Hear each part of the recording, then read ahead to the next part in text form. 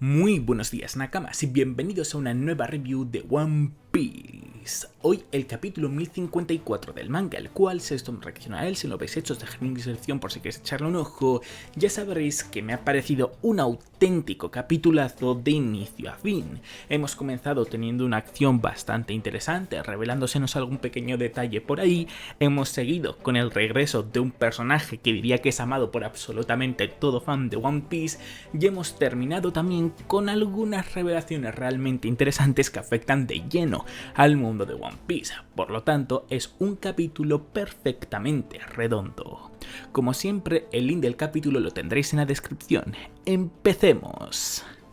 El capítulo titulado El Emperador de las Llamas comienza como la continuación exacta del final del pasado capítulo, es decir, con Ryokugyu dirigiéndose hacia la capital de la flor con intenciones de acabar con Luffy, intención que parece que le va a costar llevar a cabo más de lo que se esperaba al de repente haber aparecido frente a él varios samuráis, concretamente Raizo, Inuarashi, Shinobu, Denjiro, Nekomamushi y Kawamatsu, quienes dejan claro que no le van a permitir acercarse al capitán de los Mugiwaras, lo que lleva a que el almirante comience a activar sus poderes, revelándonos en ese mismo momento que posee la Mori Mori no Mi, es decir, la Akuma no Mi del bosque, pareciendo además que ha conseguido despertarla, puesto que comienza a transformar toda la tierra que le rodea en un bosque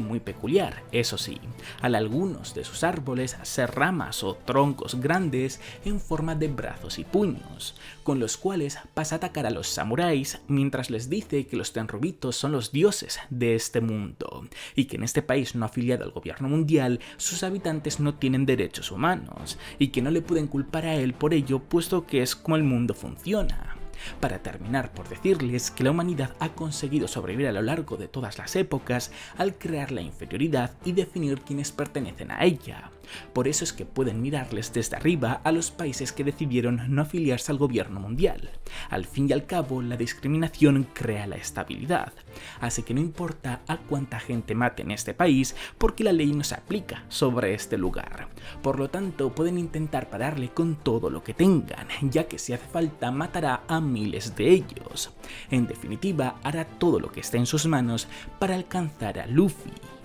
Cuando de repente, pese a que los vainas rojas parecían tener la situación bien controlada al no estar sufriendo daños, Yamato aparece para con su kanabo golpear al almirante en su cabeza transformada en bosque hasta estampársela contra el suelo, mientras le dice que no le va a permitir llevar a cabo nada de lo que ha dicho en cada una de sus palabras, lamentando el almirante haber sufrido un golpe de un haki tan potente, añadiendo el hijo de Kaido que los habitantes de este país han estado oprimidos durante 20 largos años, así que no le va a permitir arruinar su momento de celebración, de paz y de finalmente ser libres tras tantísimo tiempo. Lo que lleva a que Ryokugyu le pregunte quién es, respondiéndole tajantemente Yamato con su nombre y su estatus de hijo de Kaido. Revelación que sorprende enormemente al almirante, pero antes siquiera de tener la oportunidad de hacer algo o decir algo más, Momonosuke aparece transformado en dragón diciéndole a Yamato que bien dicho, y añadiendo que los héroes de este país todavía se están recuperando de su anterior batalla, así que no le va a permitir que les dañe, frase que viene seguida por un lanzallamas del Shogun,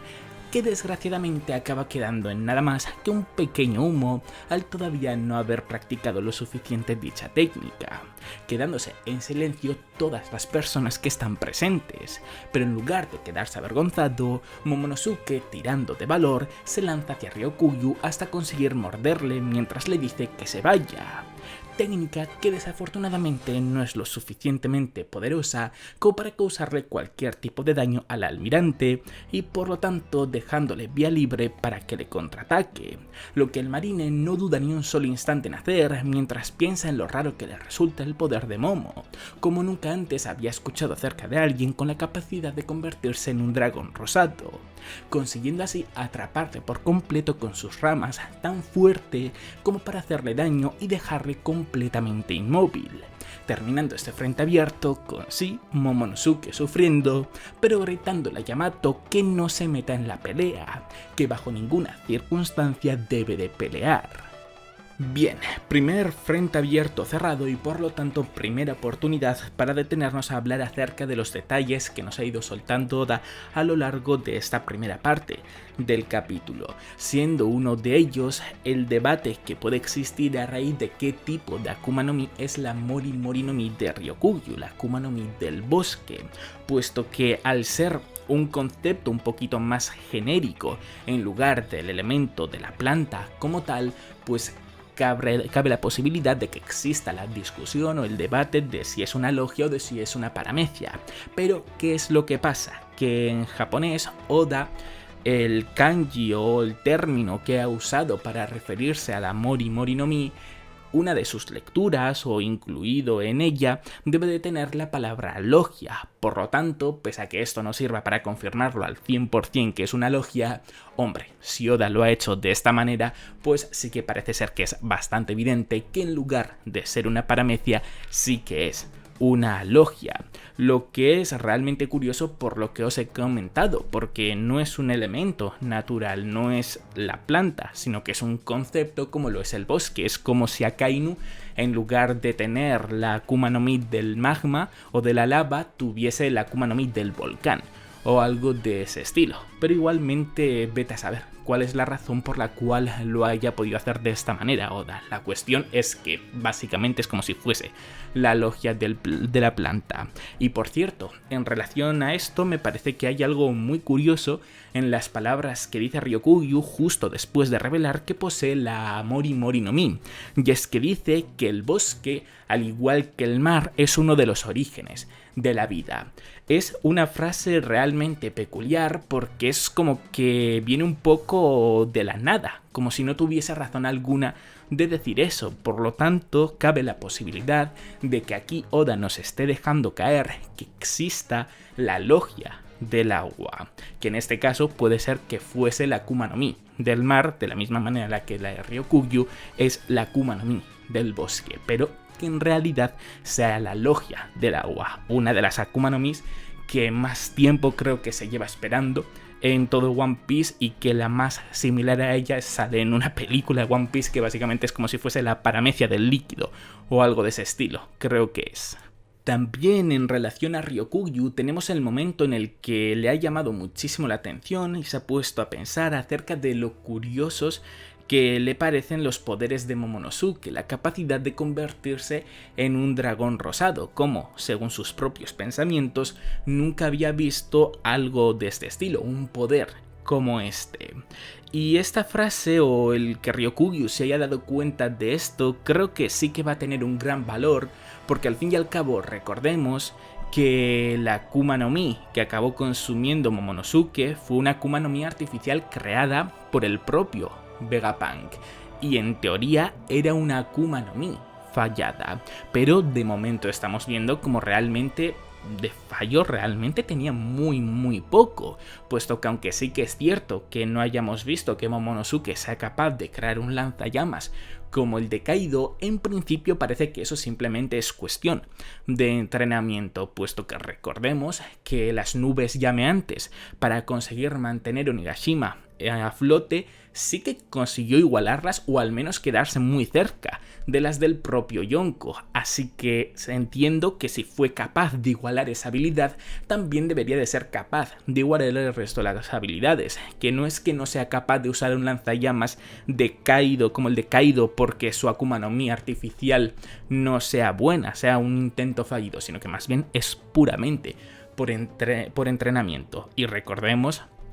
que Ryokugyu y Vegapunk parecen tener algún tipo de conexión entre ellos o algún tipo de relación, por lo que vimos en el Reverie, por esa charla que tuvieron Fujitora y Ryokugyu durante ese arco. Así que aunque puede que no sean muy estrechos, sino que simplemente se conozcan por la posición que ocupan ambos dentro de la marina y del gobierno mundial, pues antes o después acabará llevando a que se hablen entre sí y a que probablemente Ryokugyu le hable a Vegapunk acerca de este poder tan misterioso. Y en ese momento Vegapunk entiendo que se dará cuenta, si es que no lo sabía, claro está, que esa Akuma no Mi artificial que creó y que supuestamente era un intento fallido, realmente no fue un intento fallido, sino que clavó las capacidades de esa Akuma no Mi, es decir, fue capaz de crear una Akuma no Mi artificial perfecta, como si de una natural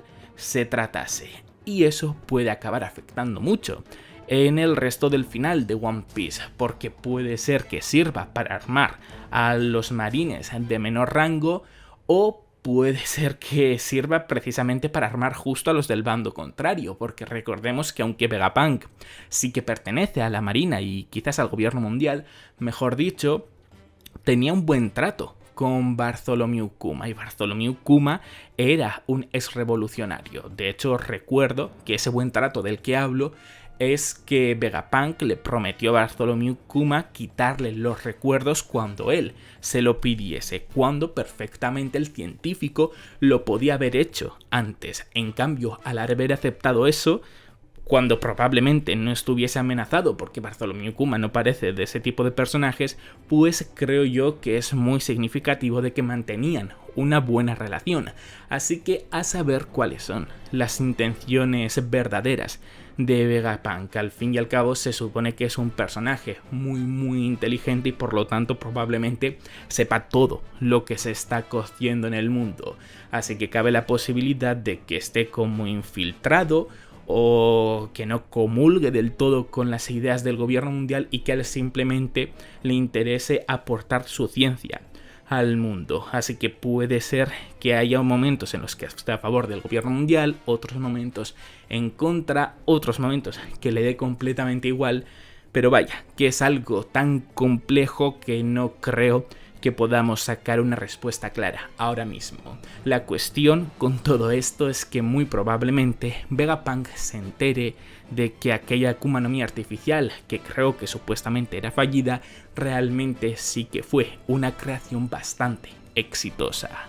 Y por último, con respecto al almirante de la marina que se encuentra en Wano, quiero repetir algo que ya he comentado en otras reacciones o en otras reviews, y es que a mí me sigue dando la sensación de que Ryokugyu no es tan malo como parece, y eso que en este capítulo no se ha quedado corto, porque por sus palabras parece que su sentido de la justicia es más similar al de Akainu, o quizás incluso peor, más grave, podría parecer incluso bastante más totalitarista que el del almirante de la flota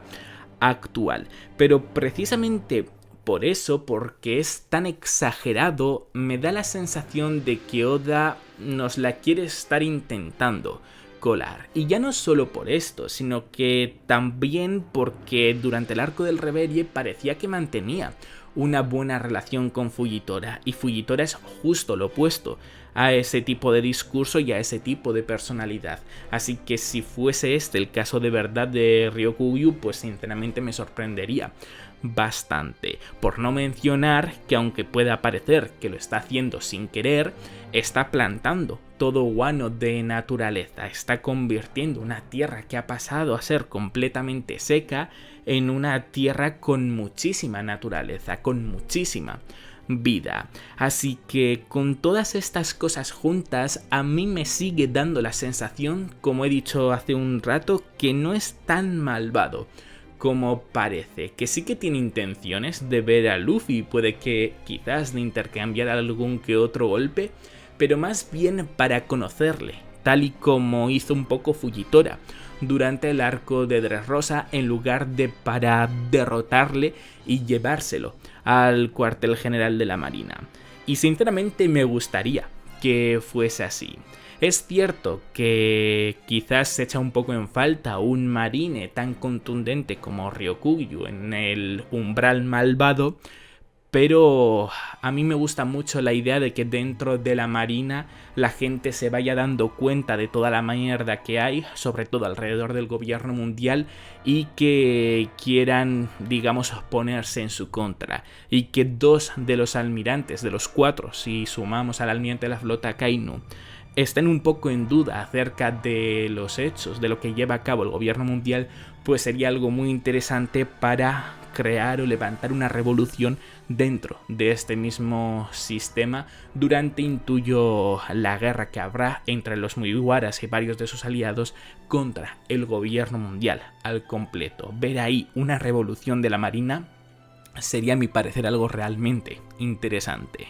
Siguiendo con el capítulo, nos movemos al mar cercano a Wano, donde vemos cierto barco pirata muy reconocible, el Red Force, es decir, el barco de los piratas del pelirrojo, de Shanks, en el cual uno de sus miembros le dice a su capitán que vayan a ver a Luffy, que él ya se ha convertido en un gran pirata. A lo que Shanks responde con que ha pasado mucho tiempo desde la última vez que estuvo aquí, concretamente desde la despedida de Oden. Por lo tanto, Hiyori y Momonosuke ya se han debido de convertir en unos adultos hechos y derechos, volviendo a insistir Lucky Roo con que vayan a ver a Luffy, que es increíble lo lejos que ha llegado. Decisión con la que Yasop no está de acuerdo al entrar en pánico por no creer que esté listo para reencontrarse con su hijo Usopp, pero parece ser que, siendo el único que se siente así, al otro Nakama de Shanks también animarle a ir a la isla, puesto que en teoría ahí se encuentra Kid y le quiere hacer pagar por haber buscado una pelea contra ellos en su día. Comentarios que Shanks parece que sí que escucha, pero que no me deja del todo claro si los toma en cuenta o no, puesto que sin responderles se pone a mirar el periódico y la recompensa de Luffy que venía junto a él, lo que le lleva a recordar ciertos momentos de su vida.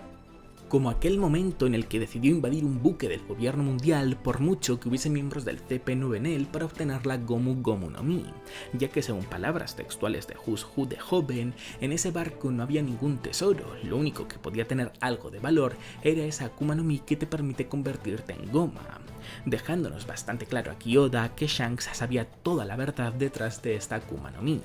O aquellos momentos que pasó junto a Luffy viviendo situaciones cotidianas, casi como si de su padre se tratase, para terminar por recordar el momento en el que perdió el brazo a cambio de salvarle la vida. Recuerdo que le lleva al presente y le deja pensativo,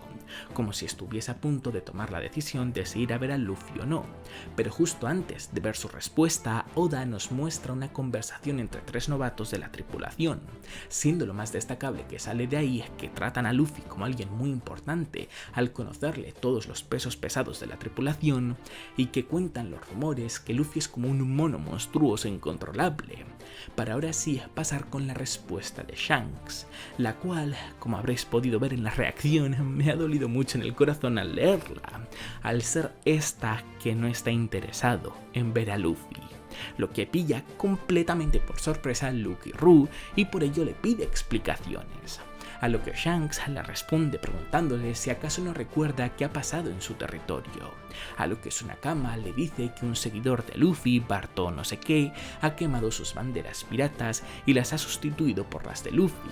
a lo que Shanks le responde que en qué posición le deja a él eso, que qué pasa con la confianza que han depositado en él todos los que han prestado sus territorios a su protección. Argumento lo suficientemente bueno como para que Lucky Roo acepte que no vayan a ver a Luffy.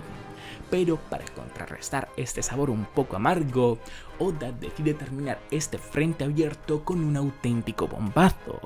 con Shanks diciéndole a Ben Beckman que considera que es el momento de hacer su movimiento, apoderarse del One Piece. Desafortunadamente parece que vamos a tener que esperar más tiempo para vivir el reencuentro entre Luffy y Shanks, puesto que creo que el Yonko sí que va a llevar a cabo las palabras que ha mencionado. Creo que sí que va a ir a su territorio a enfrentarse con Bartolomeo. De hecho, no me extrañaría que incluso le derrotase, pero ojo, cuidado, porque esto no implica que sea un claro enemigo de Luffy, que sea alguien malvado, sino que, como bien ha dicho él, tiene que mantener una imagen, tiene que proteger sus territorios. Por lo tanto, es algo que debe demostrar hacia el mundo, pese a que en el fondo él tenga una buena relación con Luffy. Aunque vete a saber cuál será la reacción del propio Luffy una vez se entere de que la persona a la que tanto admira ha derrotado a uno de los comandantes de su flota. Claro, también si esto acaba ocurriendo, porque evidentemente todo es muy hipotético. Pero bueno, la cuestión es que una vez más Shanks aparece. Yoda me da la sensación que es casi como si nos estuviese troleando, porque estando tan cerca de Luffy, como comento, no tiene pinta de que se vayan a reencontrar, y además como que cambia muchísimo la perspectiva que podemos tener de él al hasta ahora creer que simplemente sería un personaje que ayudaría a Luffy para convertirse en el rey de los piratas. Pero con ese final, con lo de que quiere apoderarse del One Piece, que ese es el movimiento que les toca ahora, es como que creo que nos ha reventado la cabeza a muchos de nosotros y nos hace tener muchísimas dudas con respecto a qué papel será el que acabe tomando Shanks. Yo en lo personal no creo que sea un enemigo de Luffy o que acabe siendo malvado o algo de ese estilo, como mucho se ha teorizado, pero algo debe de haber detrás que sinceramente soy incapaz de caer al menos un poquito de primeras. Por lo tanto, ya sabéis que si tenéis alguna idea al respecto, estáis más que invitados a ponerlo en los comentarios. Igualmente, en unos días o en unas semanas haré un vídeo un poquito relacionado a Shanks con mis creencias en base a la relación que puede acabar teniendo con Luffy en esta recta final de la serie. Continuando con el capítulo, es como llegamos a la recta final de este, entrando de lleno por tanto en el último frente abierto del capítulo, ubicado en los cuarteles generales de la Marina, donde varios marines, entre ellos Akainu, están discutiendo sobre cómo no pueden permitir que los revolucionarios sigan haciendo lo que quieran. Afirmación con la que el almirante de flota está de acuerdo, pero que ahora mismo lo ve difícil de hacer al no tener las tropas suficientes que enviar para evitarlo, lo que le resulta realmente molesto, ya que mientras tanto Sabo está ganando muchos adeptos, hasta el punto de ser llamado Emperador de las Llamas y ser considerado el héroe del mundo. Al fin y al cabo, el gobierno mundial fue fundado hace 800 años por las 20 familias fundadoras, y de entre ellas el único descendiente que participó en el Reverie fue Nefertari Cobra, quien, según comenta el periódico, fue asesinado por el mismísimo Sabo, lo que se consideró como una gran victoria a favor de los revolucionarios y una gran derrota en contra del gobierno mundial. Y por si esto no fuese suficiente, horas antes de dicho evento, en Marieyoa, la tierra de los dioses, concretamente en el área en el que viven los Tenryubitos, los revolucionarios destruyeron la garra del dragón celestial, el símbolo de los fundadores del gobierno mundial, como declaración de guerra. Guerra que los almirantes Fujitora y Ryokugyu intentaron evitar que se acabe dando al pasar a atacar a los revolucionarios cuando todavía se encontraban en la Tierra Sagrada. Pero al final, todos los revolucionarios, incluyendo Bartholomew Kuma, quien recordemos que había pasado a ser un esclavo de los Tenryubitos tras dejar de ser un Shichibukai, consiguieron escapar sin ningún problema. Comentando Kurouma, el director general del Departamento de Investigación de la Marina, que está seguro que los almirantes no pudieron darlo todo al encontrarse en la Tierra de los Dioses, a lo que Akainu le responde que no les excuse de ninguna manera, para pasar a cambiar de tema radicalmente y comenzar a comentar la desaparición de Vivi, la cual se dio a la vez que el asesinato de Cobra, asunto que siguen investigando a día de hoy, al igual que la posibilidad de que ambos eventos puedan estar relacionados, tema que deciden cerrar tras decir que Arabasta debe de estar metida en un caos ahora mismo, y que el barco de sus líderes todavía está anclado en el puerto del gobierno mundial al no poder enviarlo a casa por todo lo ocurrido. Siguiendo con la conversación, el tercer marine ahí presente, Kizaru, pregunta si ya pueden dar por cerrado el intento de asesinato de San Carlos, a lo que Akainu le responde que más o menos, puesto que debido a que han acusado a San Miosgard de haber dejado al atacante huir, este conflicto ha pasado a ser tratado exclusivamente en la Tierra de los Dioses y a manos de los Caballeros Sagrados, lo que evidentemente lo ha convertido en un asunto demasiado complejo, así que lo mejor es dejárselo a ellos todo lo relacionado con este tema. Momento en el que Kurouma decide volver a hablar para decir que igualmente el público general está totalmente convencido de que todos los líos que se han dado en Marieyoa han sido cosa de Sabo, lo que sumado a los recientes eventos orquestados durante el regreso de los reyes a su país, la revolución de las 8 naciones y otras pequeñas revoluciones que se están dando a lo largo de todo el mundo, han llevado a que comiencen a venerar a Sabo como si de un dios se tratase, hasta el punto de haber haberse vuelto tan popular como para quizás tener una mayor influencia en la gente que el propio líder de los revolucionarios, Dragon. Y por si esto no fuese suficiente, ahora su hermano Luffy se ha convertido en un Yonko, añade Kizaru.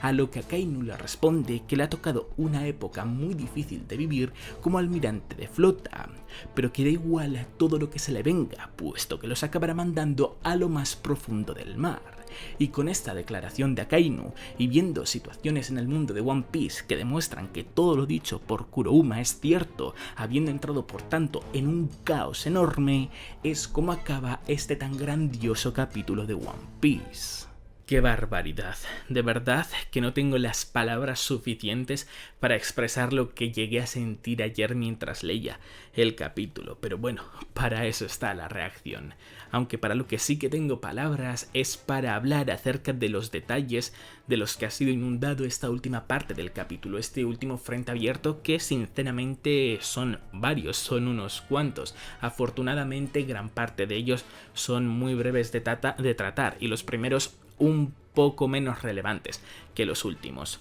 Uno de los primeros, de hecho, de los que quiero hablar es acerca de cómo Akainu vuelve a mencionar que no tienen tropas suficientes. En este caso, lo hace para hablar de cómo no pueden evitar que los revolucionarios sigan aumentando su fama o sigan haciendo todo lo que quieran porque no tienen tropas suficientes. Y digo volver porque esto el propio Akainu también lo mencionó cuando dijo que no tenían tropas suficientes para invadir el país de Wano una vez la guerra que se estaba dando en dicho lugar terminase. Por lo tanto es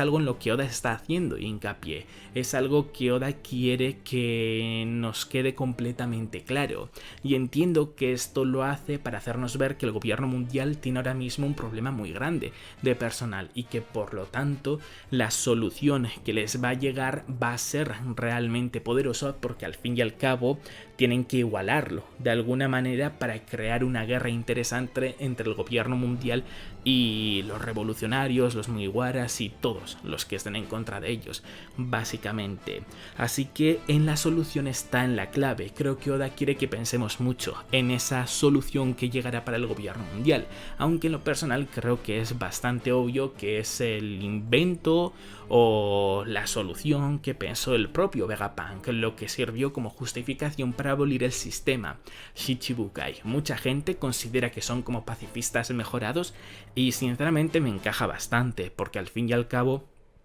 puede ser que ahora los estén creando y por eso mismo ahora no tengan el personal suficiente, pero una vez los hayan creado solucionarán completamente el problema que tienen en la actualidad y efectivamente pasarán a ser un poder muchísimo mayor del que son ahora mismo.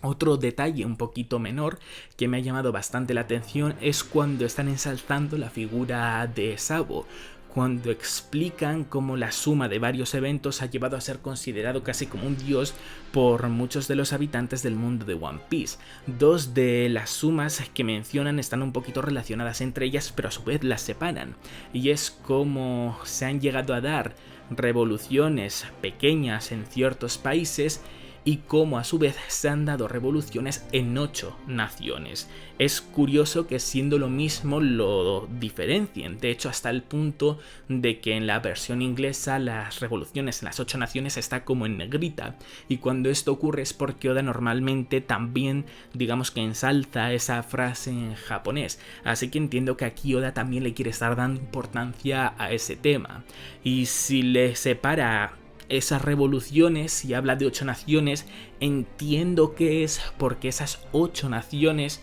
son las pertenecientes a las 20 familias fundadoras del gobierno mundial. Es cierto que técnicamente ya no son sus países, sus naciones, porque al fin y al cabo todas ellas, menos la familia Nefertari, abandonaron sus países para ir a Marieyoa, pero igualmente sí que es un poco simbólico que hayan conseguido tomar los 8 países, las 8 naciones, 8 de las 20 que pertenecían en su día a las familias fundadoras, así que creo yo que esa es la razón por la cual Oda las separa y las menciona esas 8 solo de manera tan importante como tan destacable.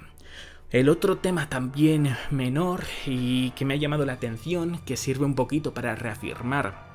mi teoría acerca de que Ryokugyu no es tan malo como parece es cuando se nos ha hablado de cómo Ryokugyu y Fujitora intentaron evitar que el ejército revolucionario armase un gran caos en la tierra sagrada de Marieyoa. O bueno, más bien dicho, no es que intentasen algo, sino que directamente les enfrentaron, esperándose, entiendo yo, al menos el gobierno mundial, que los almirantes consiguiesen derrotarles. Por eso mismo es que Akainu le responde a Kurouma que no vale ningún tipo de excusa para que los revolucionarios intentasen escapar. ¿Qué pasa? Que la excusa que pone Kurouma es que realmente estaban en la tierra de los dioses y quizás por eso se contuvieron los almirantes, porque no querían arriesgarse a crear daños secundarios y quizás llevarse por delante la vida de un Tenryubito. Es algo que no se podrían permitir. Pero yo creo que esta excusa no es la correcta, al menos por parte de Fujitora, desde luego que no considero que lo sea, porque al fin y al cabo ya hemos visto el tipo de justicia que tiene Fujitora y me creo perfectamente que si ve cómo alguien no está haciendo ningún tipo de mal real, entonces por mucho que pertenezca a un bando muy marcado, él tampoco va a actuar de manera a lo que se espera en su bando. De hecho, tenemos el ejemplo perfecto en Dressrosa. La marina bajo ninguna circunstancia le gustaría capturar a Luffy. En cambio, Fujitora vio como Luffy en dicho arco no hizo nada malo, de hecho todo lo contrario, consiguió salvar a su nación de un tirano y a raíz de eso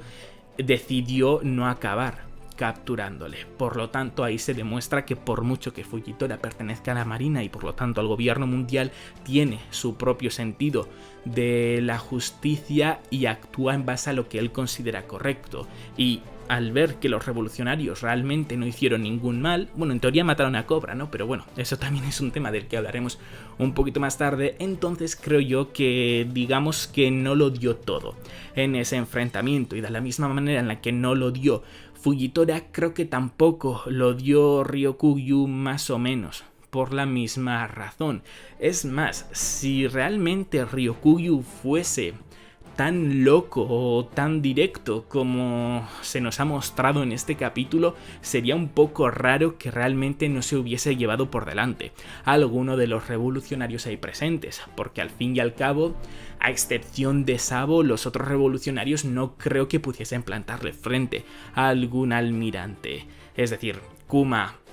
prácticamente como que no cuenta por el estado en el que se encontraban, y los otros 4 comandantes de los revolucionarios, aunque sí que espero que sean considerablemente fuertes por puro sentido de no crear una gran desigualdad, entiendo que individualmente no deberían de estar al nivel de los almirantes y que quizás pues los 4 de ellos juntos podrían hacer frente a un almirante, mientras que Sabo podría hacer frente al otro almirante. Pero vaya, eso lo convertiría en una situación bastante justa y por lo tanto en una lucha que se debería de haber alargado, en una situación en la que perfectamente podrían haber evitado que los revolucionarios huyesen. Pero al no haberlo conseguido, entiendo yo que es porque hay unas segundas intenciones detrás. Y hablando de segundas intenciones, tenemos a Kurouma, el nuevo personaje presentado en este capítulo de One Piece, el director general del Departamento de Investigación de la Marina. Es un personaje que me ha llamado bastante la atención, no solo por el puesto que ocupa, sino porque realmente parece que su nombre es Tensei y Kurouma es su apodo, siendo un estilo de apodo que comparte con los almirantes, porque es el tipo de apodo que es animal más color, en este caso caballo negro. Recordemos que Akainu es perro rojo, Aokiji faisán azul, Kizaru mono amarillo, Ryokugyu toro verde y Fujitora tigre morado. Así que el hecho de tener un apodo como el que tienen los almirantes me da a entender que va a acabar siendo un personaje relativamente relevante en lo que queda de One Piece. Por lo tanto, intentando pensar en qué rol puede ser el que ocupe hasta el final de la serie, creo que encaja bastante con una teoría que tengo yo acerca de la revelación que va a haber dentro de la Marina en contra de la propia Marina y del gobierno mundial. Como ya he mencionado en anteriores ocasiones, yo creo que una vez se acabe dando la batalla de los revolucionarios, los Mugiwaras y otros aliados contra el gobierno mundial, va a haber un momento en el que los marines se den cuenta de que están peleando en el bando equivocado y entonces van a acabar traicionando a su organización y van a pelear en contra de ella. Y además de Sword, que creo que va a ayudar bastante para que esto se lleve a cabo, creo que una de las personas más importantes para que esto también se lleve a cabo podría ser el propio Tensei y el propio Kurouma, porque por la posición que ostenta, tiene todo el sentido del mundo de que ya sepa o acabe averiguando toda la mierda que hay detrás del gobierno mundial, y como encaja bastante con la teoría que yo he mencionado, pues creo que es el papel que va a acabar cumpliendo en lo que queda de One Piece: descubrir parte de la mierda que hay en el gobierno mundial y alimentar a que muchos de los marines acaben traicionando a la propia marina y al propio gobierno mundial, porque al fin y al cabo tenemos que tener en cuenta que aunque sí son organizaciones muy corruptas, sobre todo por sus líderes, no deja de ser una organización que desde fuera se supone que hace el bien por la gente. Por lo tanto, hay mucha gente que realmente se une a ella con buenas intenciones, como probablemente lo hizo Garp en su día y como lo hizo Kobe, de hecho, completamente seguro. Así que al igual que ellos, debe de haber más marines a los que no les haga nada de gracia lo corrupto que es el gobierno mundial, y en el momento en el que se enteren, perfectamente podrían ponerse en contra de ellos. Por eso es que creo que Kurouma va a acabar teniendo este rol de, en parte, no solo, sino probablemente con la compañía de Kobe, y vete a saber si también con la de Garp o la de Okiji, quienes van a conseguir que esto se lleve a cabo. Y hablando también de Kurouma, tenemos dos asuntos que son preguntas que también parece ser que él mismo va a investigar. Y bueno, al menos una de ellas, porque la otra es la de si realmente Sabo mató a Cobra. No sé hasta qué punto él va a investigar eso, porque al fin y al cabo se toma como una afirmación, pero quizás una vez esté investigando el otro tema, el de quién ha secuestrado a Vivi, al preguntarse si tienen algún tipo de relación, pues acabe descubriendo también la realidad de la muerte detrás de Cobra, porque al fin y al cabo creo que a muchos nos cuesta creer que Sabo fuese quien acabase matando al padre de Vivi, aunque en lo personal creo que existe una posibilidad para que realmente sí que sea lo que haya ocurrido, pero lo más normal es que fuese el gobierno mundial, fuese Gin, el Gorosei, bueno, lo mejor dicho, sus subordinados, los guerreros celestiales estos que han mencionado en este capítulo, los que lo hubiesen llevado a cabo, porque al fin y al cabo lo estaban sintiendo como una molestia por las cosas que estaba proponiendo en el Reverie. Pero la razón o la posibilidad que menciono que podría llevar a que haya sido Sabo el que le haya matado es porque realmente sería bastante estúpido, por una parte, que el gobierno mundial lo hubiese matado, porque al fin y al cabo con ello lo que han conseguido es que la figura de Sabo llegue a ser considerada casi como una deidad, porque dándole el mérito de la muerte del rey de Arabasta a Sabo, se ha dado a entender que la revolución está viento en popa y están consiguiendo acabar con las familias fundadoras que han llevado a que este mundo esté tan corrupto, aunque justo los Nefertari fuesen la única familia que no estuviese a favor o ayudando a que eso se llevase a cabo. Además, hay que tener en cuenta que probablemente el propio Cobra también supiese de esta posibilidad, que si los revolucionarios se llevaban el mérito de que le hubiesen matado, podría ocurrir lo que ha acabado ocurriendo, porque al fin y al cabo, por mucho que nosotros sí que tengamos esa imagen positiva de los Nefertari, la gran mayoría del mundo de One Piece simplemente lo conoce como una de las familias fundadoras del gobierno mundial y por lo tanto como uno de los culpables de que el mundo esté tan corrupto. Así que quizás, sabiendo que esto podía ocurrir y sabiendo que él ya estaba muy enfermo y a punto de estirar la pata, entonces puede que se prestase a que Sabo le matase, o quién sabe, quizás se suicidó para que Sabo no se tuviese que manchar sus manos, pero lo hizo frente a Sabo, lo vieron y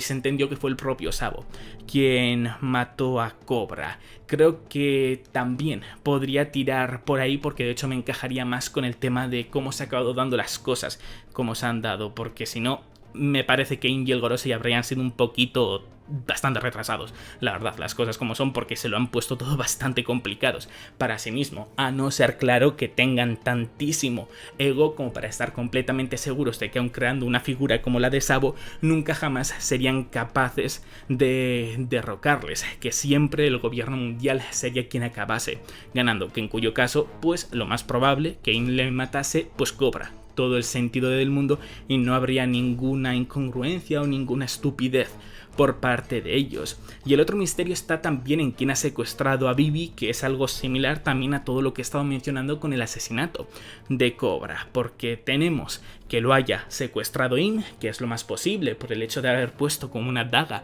sobre una de sus fotos, o que realmente la haya secuestrado Sabo a imágenes del resto del mundo, pero que realmente lo que haya hecho es salvarla porque sabía que en esa situación estaba en grave peligro. Y aunque para la mayoría de la gente queda como si la hubiese secuestrado, realmente lo que Sabo ha hecho ha sido salvar a Vivi. Pero aquí asumo que para quizás acelerar un poquito el querer ir en contra del gobierno mundial, sobre todo por parte de los Mugiwaras, pues Vivi probablemente, desgraciadamente, sí que haya acabado siendo secuestrada por In, y así, de alguna manera, ellos también se hayan llevado algún mérito de lo que querían conseguir, porque aunque quisiesen matar a Cobra, como he mencionado, les ha salido un poco por el culo por el tema de Sabo. Así que aquí si han secuestrado a Vivi realmente sí que es algo que les ha salido tal y como lo tenían planeados. Así que por esa parte quizás apostaría un poco más a que sí, a que Im ha secuestrado a Vivi más que el que Sabo la haya secuestrado con intenciones de salvarla y quedándose en la imagen de que la ha secuestrado. Apostaría más por lo primero, la verdad. Pues hasta aquí el vídeo, Nakamas. Una vez más se me ha ido un poquito de las manos y la review se va por encima de los 40 minutos, pero claramente el capítulo daba para ello y aunque quizás en algunas ocasiones haya sonado un poquito redundante, quería que mi interpretación sobre los distintos detalles o temas que ha habido en el capítulo quedasen completamente claros, así que en el caso de que hayáis llegado aquí, primero, enhorabuena y agradeceroslo, y os lo agradecería aún más en el caso de que le dieseis un buen me gusta al vídeo. Recordad que en la descripción tenéis tanto mi Twitter en el que os informo casi al instante cualquier noticia importante de One Piece y de cuándo son los capítulos del manga en español y en inglés de manera oficial, como los twitters y los de Janars de quienes colorean las imágenes del manga para que vosotros también podáis tenerlas. Y ya por último, haced muchísimo que os suscribáis para muchos más vídeos de One Piece. ¡Hasta la próxima!